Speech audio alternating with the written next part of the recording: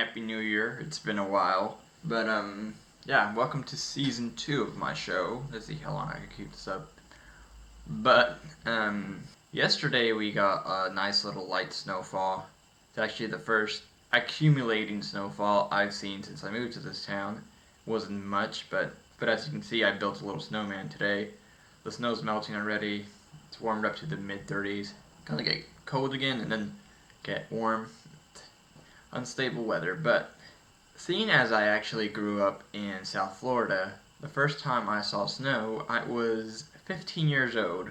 In late December of 2009, after Christmas, my family took a trip to the mountains of Tennessee, the Smoky Mountains, and we stayed at a little cabin near Gatlinburg in Sevierville, and Pigeon Forge, that little area, and it was on January 1st, 2010. There were tiny little flurries for like a minute. So technically that's the first time I saw snow, but the first time I saw snow on the ground was the next day on January 2nd. We were sleeping in this nice mountain cabin, and I was sleeping on an inflatable mattress. There was a lot of us in that cabin, so some people had beds, but mostly the kids had to sleep on an inflatable mattress. And I was sleeping there. I think my brother and sister were next to me, and then my aunt, who at the time was 46 years old, that had never seen snow herself. It was about 6 in the morning, and her and some of the other adults were looking out the window, and they saw snow finally falling on the little veranda, and there was a little, like a little grill on there, and the snow started to cover the grill. I don't know if they woke up and saw that it was snowing or what, but they woke me up. My aunt started waking me up saying, "Rowan, come on, it's snowing, look!" And I was dead asleep. It was 6 in the morning. We went to bed around midnight. Like, I did not want to get up. Like, I wanted to get up, but I was too tired. But eventually, I got up, I looked at it, and I was like, ooh, that's pretty. And then I went back to bed. Then I woke up 2 hours later, around 8, and looked out the window, and everything outside was white. I got dressed, I put on a couple of layers. I did not put on any gloves, and I went out that front door, and there was this little, driveway. And that's the first, part of the snow that I saw. So I put my hand down on it, and it wasn't very deep. I want to say it was half an inch at the time, maybe about an inch. And I had no idea what it would feel like. So I just scooped it up, and it felt different than what I thought. I always imagined it would feel more clumpy. This was so loose, I guess it was dry snow or something, but it was so loose and soft and cold. But I scooped it up, and you could see the floor of the driveway after I scooped it up, because there wasn't that much. But it was such an exciting feeling. That morning I felt like a 5-year-old on Christmas, and I never had a white Christmas, so still to this day I never had a white Christmas. But it was cold, so I went in and put on gloves, and then I could actually touch the snow without freezing my hands. And because it was the kind of snow that I would soon learn that snow has different types of properties and feels. This was fresh, powdery snow that I tried making a snowball, and then I threw it, and it just imploded into little snowflakes. It didn't go anywhere. It was like throwing dust. But that day we went up to a ski resort called Over Gatlinburg, and I didn't ski because it was pretty expensive, so some of the adults skied, but and the snow at the ski resort was more of what I imagined snow would feel like. It was more compact. But I guess that's more wet snow. It's also kind of how snow is when it starts to melt. It becomes less fluffy, more compact. But I remember we were at the ski resort and just playing in the snow over there. And when you're a kid, I was 15, but that's still pretty much a kid. And you do something, you don't mean for it to make your sister cry, but it did. Well, I threw a snowball at her. I didn't expect it to make her cry, but it hit her in the face, which, I was kind of aiming for, her jacket. But it hit her in the face and she started crying. I was like, oh, come on, it didn't hurt that bad. I did not want her to throw one at me and find out that it did hurt that bad. But what I ended up doing, and my mom and my brother and sister, we ended up ice skating, and I'd never been ice skating before. They had an indoor ice skating rink, and this was literally the 4 of us when we first entered the ice. All 4 of us bunched together, holding onto the rail, walking like penguins. No idea what we were doing. And then finally we decided to venture off and, try to actually learn to skate. And my mom tried going off a little bit, and 5 seconds later she falls and hits her head. And one of the rink monitors has to skate over there and make sure she's okay. She was okay, but after that, she did not get back on that ice. I skated for a few hours, and now I love ice skating, so my dad jokingly said before leaving on the trip to bring him back some snow. So I packed. I knew it was gonna melt, but I did it just for the shit, just for shits and giggles. I packed some of the leftover snow into a little Ziploc bag. And here's the weird thing: we noticed in the cabin there was actually a lot of ladybugs. Which, if you're gonna have any insect infestation, the best time to have is maybe a ladybug or butterfly. Everybody loves those. But I packed the snow in the bag, and after it melted, you saw in the water a little ladybug floating. I then learned that ladybugs hide in the snow to hibernate in the winter. It's interesting. But the next time we did a trip to Tennessee, again over New Year's, there was a lot more snow, like a lot, and we were driving up there in so many different vehicles, and the vehicle I was in, that my sister, I don't remember, my brother was there maybe, but my sister, I was in it, my mom, and then these uncle and aunt-in-laws that I have, and they both smoke a lot. And the thing is, at least the aunt-in-law, she can handle, like, go without a cigarette for a while and be a little considerate. But the uncle-in-law, he just had to smoke. I cannot stand when people smoke in a car. I've been with old ladies that drive and smoke, and it's horrible. But he was, for the entire 12 hours that it takes to get from Miami to East Tennessee, cigarette after cigarette. He'll give like 20-minute breaks, but oh my god, cigarette after cigarette. Me and my sister couldn't stand it. I hated it, and I wanted to enjoy this trip, but I hated it because he kept smoking and smoking, and I had to deal with that shit, which to me is pretty fucked up, because I was 18. I was technically old enough to buy cigarettes, but I don't want to breathe in that shit. And my sister was only 11, so that was horrible. And he had the window down the whole time, thankfully, because that would just be totally unacceptable.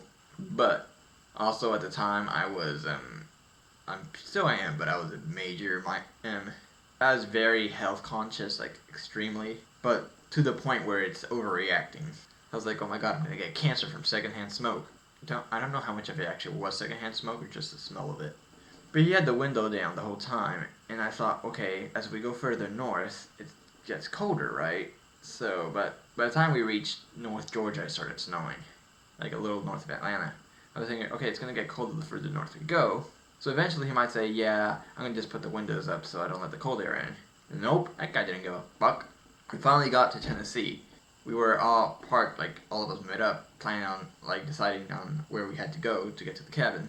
And the windows down, he's still smoking, the snow falling outside. I lowered my window and I spit out, and my mom saying, and she gets on my case about it, like, why you just do that? It's disgusting. And I had lost it. I said, because I'm tired of fucking breathing in these chemicals. I had lost it. I did endure 12 hours of that shit. Every time we stopped to pee, or to put in gas, or to eat at a restaurant, I was at heaven. Even though I really wanted to get there, I really appreciated those breaks because it was a break from that shit.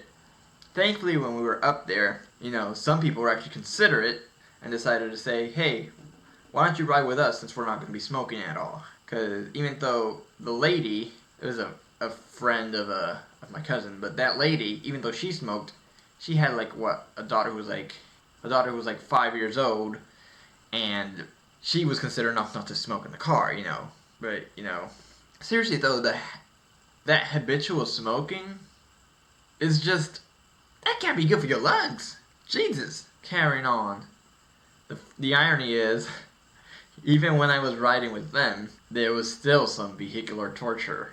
Because even though no one was smoking, their daughter, who is adorable, but oh my god, they had this DVD player, and she kept watching the movie Hercules over and over and over again, to the point where Hercules, that was a childhood favorite of mine.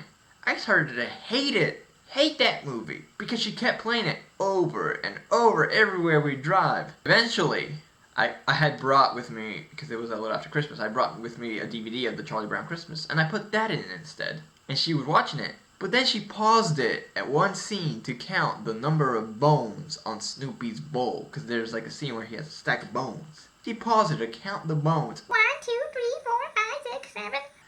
And then in one scene, she paused it to count the snowflakes. 1, 2, 3, 4, 5, 6, I was like, oh, make it stop. But at least it wasn't somebody smoking constantly. But anyway, that next morning when we woke up, I brought these inflatable mattresses, but not to sleep on. My cousin had brought these so that we could go sledding down the hill. I did not do that, but I watched people do it and it was funny. My brother did it, ended up crashing into a tree. He was okay. I wouldn't be telling it so cheerful if he wasn't. But then on that trip, I actually did go skiing, and I actually did pretty good for a beginner. I actually spent hours on the slopes. Like, I started it was light. By the time I got done, it was dark as hell. Eventually, and I didn't even stop because I got tired. I stopped because we were about to leave soon. But skiing is fun as hell. It's a little tricky at first, especially because, you got these two giant things on your feet. You gotta learn to maneuver them. But I got the hang of it. And, I had fun going up a hill, going down a slope. It was really fun. But then I got a little too cocky. And my cousin and her brother's friend were like, hey, let's go take the ski lifts to get to the big slope. And I got cocky. I was like, okay, I'm learning pretty fast. I should be good for the big slope. Here's what happened. Sat on that ski chair, which is very fun and exciting. But you know that feeling when you're a kid and you go on a swing, there's that tingly feeling in your crotch? Ignore that part. But you know that feeling, that nervous feeling that you're going high? Yeah, well, imagine that kind of on steroids. That's how I felt on that ski lift. The chair kept going higher, the trees kept getting lower, and all you got there is your seat and a bar. And then, when you get to the end, the bar lifts, and you're supposed to get off. If you don't get off, you're going to fall and bust your ass. Well, I did. I got off that chair, and it's that kind of, you gotta jump at the right time. And I'm not good with that. Especially, whenever we go the first time going swimming in the summer, sometimes the pool would be, if it hasn't been that hot, the pool would be not cold, but the adjustment is going to feel cold. So that first jump for me would always be nervous. I want to do it, but I'm a little nervous about it. Or that feeling when you're on the top of a roller coaster and you're about to go down. For me, it's ooh, I want to do it, but I kind of don't. Yeah. Well, that's that feeling I had when I had to jump. And when I finally did jump, I had no control of those skis. And there's this, it goes down and you're supposed to turn. I went straight and crashed into the little pile of snow there. And then I got up again. I'm like, okay. Good thing about skiing is you fall so many times and it usually does not, unless you fall really bad, it usually doesn't hurt because snow isn't that hard and you're bundled up anyway. But then they have these snowboard ramps, so you're supposed to go like that. They're meant for snowboarders. Unless you're a master skier, you should not be on those. But I went skiing towards it. I don't know why I thought it was going to be a good idea.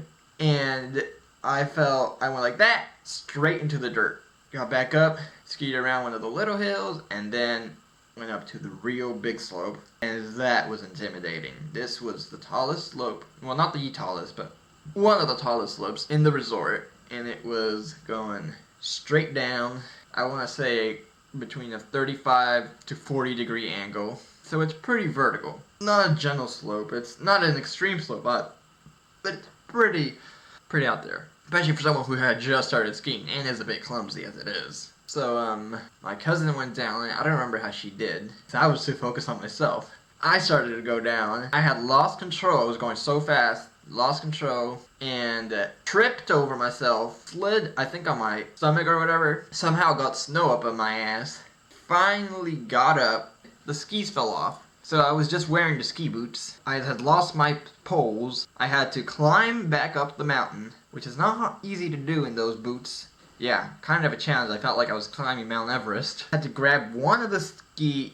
Can't put it on because you don't want to be walking around with only one ski on the snow. Walk to the other one, put that one on, put them both on. No, I tried to put them both on and I decided, fuck it, I'm walking down the mountain carrying these skis. Cause if I try again, it might be fatal.